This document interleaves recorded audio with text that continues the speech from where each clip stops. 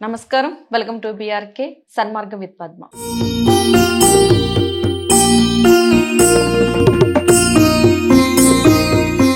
ఇక ఈరోజు మీకు ఒక గొప్ప వ్యక్తిని, ఒక గొప్ప గురువు గారిని పరిచయం చేయబోతున్నాను. ఒక కవిగా 25 సంవత్సరాల నుంచి ప్రవచనకర్తగా వ్యవహరిస్తున్నారు. అంతేకాదు ప్రతి ఒక్కరు కూడా ప్రవచనాలు చెబుతూ ఉంటారు. అందులో కొంతమంది మాత్రమే మనం వారు చెప్పే ప్రవచనాలను ఆస్వాదించగలుగుతాం. అందులో ఒకానొక గొప్ప వ్యక్తి. ఆయన ఎవరో కాదు, సమన్వయ సరస్వతి వాగ్దేవి పుత్రులు బ్రహ్మశ్రీ సామవేద షణ్ముఖ శర్మ గురువు గారు ప్రస్తుతం మనతో పాటు ఉన్నారు. మనకున్న సందేహాలన్నింటిలో కూడా నివృత్తి చేసుకునే ప్రయత్నం ఇది చేద్దాం. నమస్కారం గురుగారు. నమస్కారం అమ్మా. గురువు గారు, చాలా మందికి మీరు తెలియని వారంటూ ఉండరు. చాలా మంది ఏమనుకుంటారంటే గురువు గారు ఎలా ఉంటారు, గురుగారు యొక్క దినచర్య ఏంటి, అసలు ఇంత కూల్ గా అసలు ఇన్ని ప్రవచనాలు అంటే 25 సంవత్సరాల నుంచి చెప్పడం అనేది మామూలు విషయం కాదు. ఒక్క అరగంట 10 నిమిషాలు ధ్యానంలో కూర్చోవాలంటేనే అందరు అలసిపోయినట్టు ఆలోచనలు మారిపోతూ ఉంటాయి. మీకు ఇది ఎలా సాధ్యమైంది, అసలు మీ దినచర్య ఏంటి మా ప్రేక్షకుల కోసం? మా దినచర్య సాధారణంగా బ్రాహ్మీ ముహూర్తంలో మొదలవుతుందమ్మా. బ్రాహ్మీ ముహూర్తం మీకు తెలుసు కదా, 3:30, 4 ఆ సమయంలో నిద్ర లేచి చేసుకోవాల్సిన అనుష్ఠానం మాకు ఉంటుంది. అది సంధ్యావందనం మొదలు అనుష్ఠానాలు చేసుకుని, గురువులు మాకు ఉపదేశించిన మంత్రాలు జపం చేసుకుని, తర్వాత దేవతార్చన చేసుకుని, ఆ నివేదించినటువంటి ఆహారాన్ని మేము ప్రసాదంగా స్వీకరిస్తాం. ఆడు తర్వాత చేసేది అధ్యయనం. అధ్యయనం అంటే గ్రంథాధ్యయనం చేయడం, తర్వాత రచనా వ్యాసంగం. నేను రచన కూడా చాలా చేశాను, రచనా వ్యాసంగం. అదేవిధంగా మాకు పత్రికా సంస్థ కూడా ఉంది, ఋషిపీఠం అని. ఆ పత్రికా సంస్థ నిర్వహణ ఇవి చేయడం. తర్వాత ప్రవచనాలు ఉంటాయి కనుక ప్రవచనాల సమయంలో దానికి సంబంధించిన అంశాలను కూడా ఒకసారి అధ్యయనం చేసుకోవడం ఉంటుంది. మరి సాయంకాలం కూడా అనుష్ఠానం చేసుకుని ప్రవచనాలకు వెళ్ళి తిరిగి వచ్చి కాసేపు అధ్యయనం చేసి నిద్రించడం. ఇది మా దినచర్య సాధారణంగా ఇలా ఉంటుందమ్మా. అసలు చాలా గొప్పగా గురువు గారు, ఎందుకంటే ఒక రోజు మొత్తంలో మీరు చాలా కరెక్ట్ గా టైం టేబుల్ వేసేసుకుంటారు. ఎవరైనా సరే టైం టేబుల్ తూచి కొంచెమైనా మిస్ అవుద్ది, కానీ మీరు అస్సలు మిస్ అవ్వదు. ఎందుకంటే ఇచ్చిన టైం అంటే టైం ప్రకారం ఉంటారు. ఆ పేరు చాలా ఎక్కువగా వినిపిస్తూ ఉంది. అదేవిధంగా గురువు గారు, చాలా మంది కొంతమంది ప్రేక్షకులు, మన హిందూ ప్రేక్షకులు కొంతమంది కొన్ని క్వశ్చన్లు, వాళ్ళకున్న ధర్మీయ సందేహాలను అయితే చెప్పడం జరిగింది. వాటిని ఈ రోజు నేను మీ ముందుకైతే తీసుకొస్తున్నాను. మొదటిగా మరొక సందేహం కూడా నాది కూడా. అలా బ్రాహ్మీ ముహూర్తంలో లేచినప్పుడు చాలా మంది లేవడానికి ఇబ్బంది పడుతూ ఉంటారు, కానీ లేచిన వాళ్ళకి చాలా మంచి జరుగుద్ది. ఆ టైంలో లేచిన వాళ్ళకి జ్ఞానోదయం కాదు, చదువులో కాదు, విద్యార్థులు ఇప్పుడున్న చిన్న చిన్న పిల్లల దగ్గర నుంచి మొదలు పెడతాం. లేవడం వల్ల ఎలాంటి ఉపయోగాలు ఉంటాయి ఒకసారి? అసలు సాధారణంగా భారతదేశంలో ఎవరికైనా కూడా ఆదిగా అనాదిగా మనకు చెప్తున్న విషయం ఏంటంటే, సూర్యోదయాకు పూర్వం నిద్ర లేచినటువంటి వాడికి బుద్ధిశక్తి బాగా పనిచేస్తుంది, ఒక దివ్యత్వాన్ని అందుకునే అవకాశం ఉంటుంది. ఆ సమయంలో ఆ శక్తి ఉంటుంది. ఒక్కొక్క సమయంలో ఒక్కొక్క రకమైన శక్తి భగవంతుడు ఉంచుతాడు. అన్నీ గొప్పవే, కానీ దేనికి ఏది గొప్పది అని తెలుసుకోవాలి. అందుకే ఆ సమయంలో మనకి ధ్యానానికి కానీ అనుష్ఠానానికి కానీ చాలా మంచి కాలం. అదేవిధంగా అధ్యయనానికి కూడా చాలా మంచి కాలం. రామాయణంలో రాముడు భరతుడిని అడుగుతాడు, తీసుకోవాల్సిన నిర్ణయాలన్నీ కూడా నువ్వు తెల్లవారుజామునే ఆలోచించి నిర్ణయిస్తున్నావు కదా అని ఒక మాట అంటాడు. అంటే సరైన నిర్ణయం, ఒక స్పష్టత, ఒక ప్రశాంతత ఆ స్థితిలో ఆ సమయంలో ఉంటుంది. అందుకు ఆ సమయానికి అంత ప్రాధాన్యాన్ని ఇచ్చారు. అలాగే జార్జ్ బెర్నార్డ్ షా అని ఒక మహానుభావుడు ఉన్నాడు. ఆయన భారతదేశం అంటే చాలా అభిమానం ఉన్న విదేశీ రచయిత.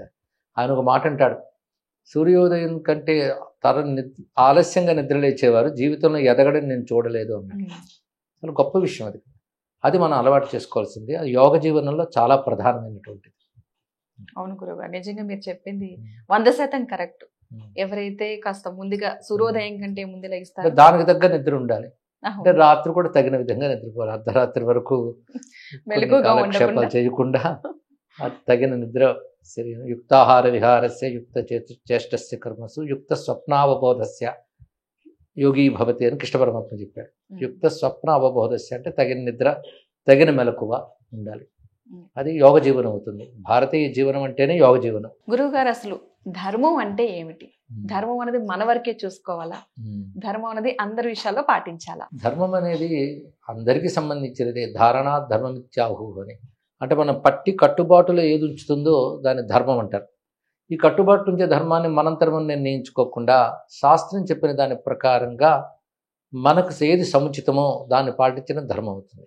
ఈ ధర్మపాలన ఏదైతే ఉందో అది వ్యక్తి పాటించాలి. వ్యక్తులే సమాజం.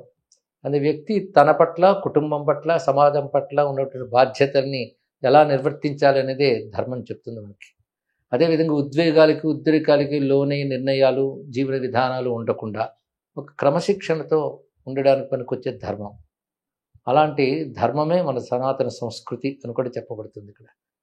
ఈ ధర్మము ఏదైతే ఉందో వేదముల నుంచి విస్తరించి వస్తుంది. మన పెద్దవాళ్ళు దాన్ని పాటిస్తూ ఉన్నారు. పాటించదగ్గ ధర్మాలు ఎన్నో మనకు కనబడుతున్నాయి.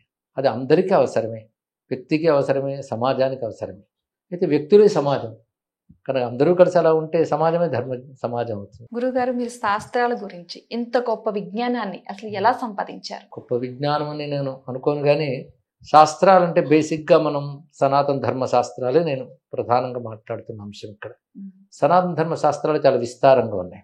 ఒకటి వేదం, పురాణం, ఇతిహాసం, మంత్రశాస్త్రం, ధర్మశాస్త్రం, ఇలా చాలా విస్తారమైన. తర్వాత వచ్చినటువంటి కావ్యాలు ఇవన్నీ కలిపి ఒక మహాసముద్రం అవుతుంది మన సనాతన ధర్మం.